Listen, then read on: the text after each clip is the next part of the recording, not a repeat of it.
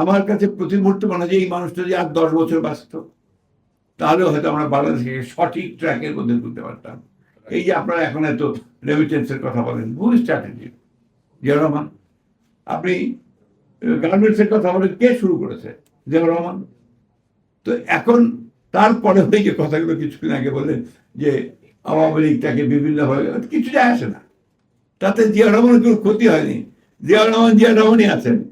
এই প্রসঙ্গে আমার আপনার অ্যানাটমি অফ কিউবান রেভলিউশনের আপনার বই পড়ছিলাম ক্যাস্ট্রোর আপনার সম্পর্কে। তো ওইখানে আপনার ক্যাস্ট্রো একবার অ্যারেস্ট হয়ে গেল পাকিস্তানের বিরুদ্ধে যুদ্ধ করতে গিয়ে, and he was convicted for 14 years, 14 বছর জেল হলো।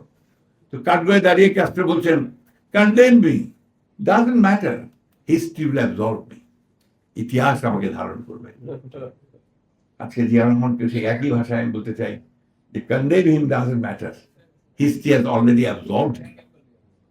এই জিনিসটা মাথায় নিয়ে আমরা যদি সামনের দিকে এগোই, আমরা বলতে আমি বোঝাচ্ছি বাংলাদেশের দেশপ্রেমিক মানুষ, আমরা বলতে আমি বোঝাচ্ছি বিএনপি দেশপ্রেমিক নেতা কর্মী সবাইকে, যে আমরা জিয়া রহমানকে অনুসরণ করি। সততা আনবিলিভেবল, ওটা অবিশ্বাস্য। কাফি খানের একটা লেখা ইন্টারভিউ আমাদের আবদার ভাই করা, তখন বোধহয় এটা আপনার হিসেবে বেরিয়েছিল আপনার বিচিত্রাতে, পরবর্তীকালে কয়েকদিন আগে এটা প্রথম আলো রিপ্রিন্ট করেছে, আপনারা দেখেছেন কিনা আমি জানি না।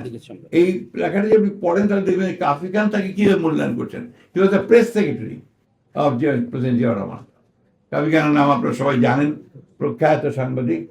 তো ওখানে উনি বলছেন যে জিয়া রহমানকে তার সবচেয়ে বড় যে জিনিসটা আপনার মানুষকে, ওই সময়কার মানুষগুলোকে আপনার আকৃষ্ট করেছে যে তার সততা।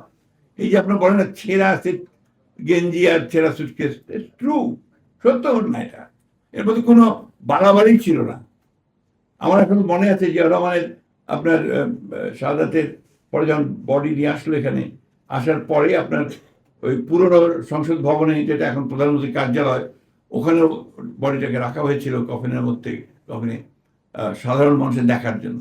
প্রথমত গেট বন্ধ ছিল, যেই গেট খুললো মনে হলো যে স্রোত, বন্যার স্রোতের মতো পানি আসতে শুরু, মানুষ আসতে শুরু করলো। ওইখানে যে বিদেশি ভদ্রলোক দূর থেকে দাঁড়িয়ে তিনি দেখছিলেন কফিকে, আর মানুষ দেখছিলেন। আমরা কয়েকজন বন্ধু বান্ধব আমরা সেই সময় ছিলাম, আমরা যেহেতু সরকারের কাজ করতাম সেই সময়, আমরা তাকে জিজ্ঞেস করলাম যে তুমি তো বিদেশি, তুমি এই প্রেসিডেন্টের কফিনের পাশে এভাবে দাঁড়িয়ে আছো কেন? সে বলছে, দেখো আমি ওয়ার্ল্ড ব্যাংকে কাজ করি, আমি পৃথিবীর বিভিন্ন জায়গায় কাজ করি, বিশেষ করে আমি এশিয়ার দেশগুলোতে কাজ করেছি, আমি এইরকম একজন সৎ প্রেসিডেন্ট আমি দেখিনি। This was Zia Rahman.